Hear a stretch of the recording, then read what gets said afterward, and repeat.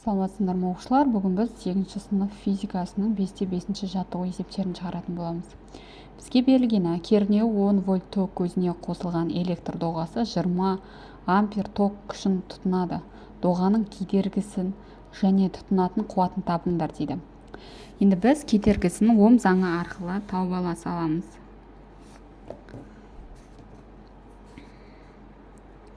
I тең U бөлінген R. Осы жерден біз R-ді тапқанда R тең U бөлінген I болады.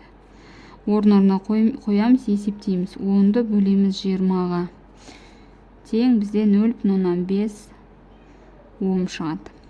Енді біз қуат табуымыз керек. I квадрат көбейтілген R тең 20-ны квадраттап, оны 0,5-ке көбейтеміз. 400 0,5-ке көбейтсек 200 вольт шықты. Неге біз қуатымызды есептеп таптық. Енді екінші есебінде былай дейді. Кедергісі 80 Ом электр плитасы 220 вольт кернеуде жұмыс жасайды. Оның үстіндегі 3 литр суы бар шайнек қанша уақыттан кейін қайнайды?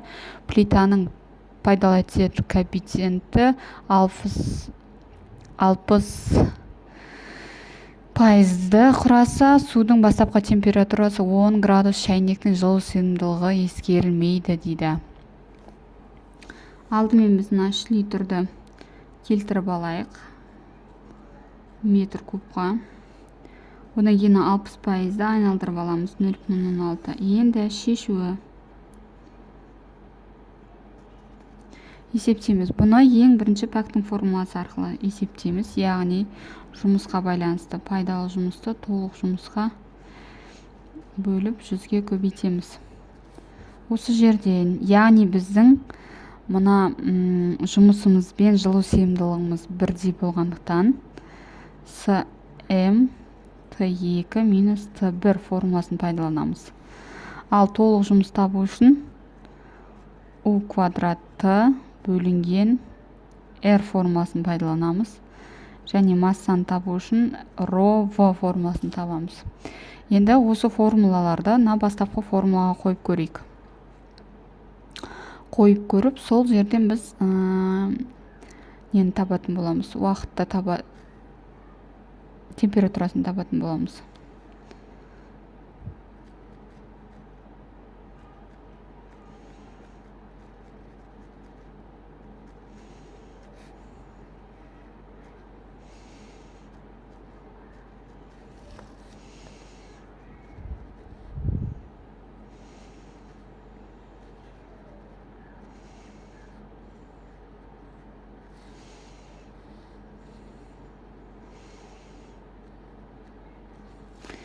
Неке таптық. Негізгі формуласын ары қарай есептейміз.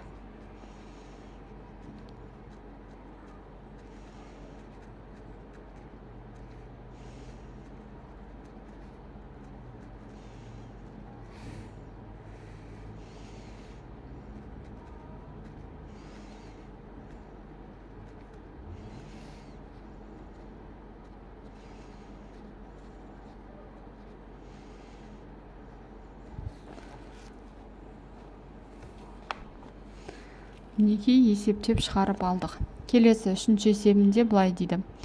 Қуаты 100 вольт электр үтігінің үзілген спиралін 4-1-ге қысқартып, қайта жалғады. Оның қуаты енді қандай болады дейді.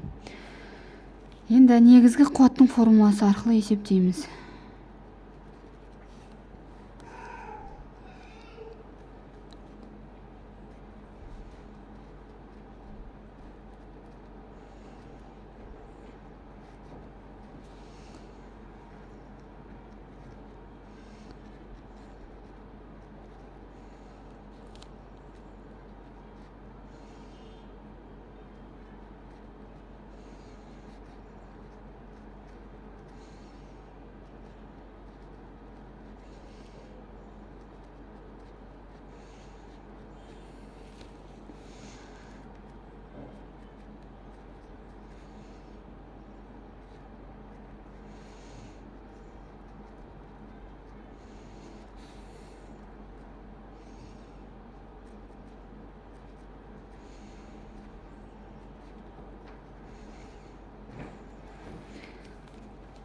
мінекей үшінші есебімізде шығарып біттік.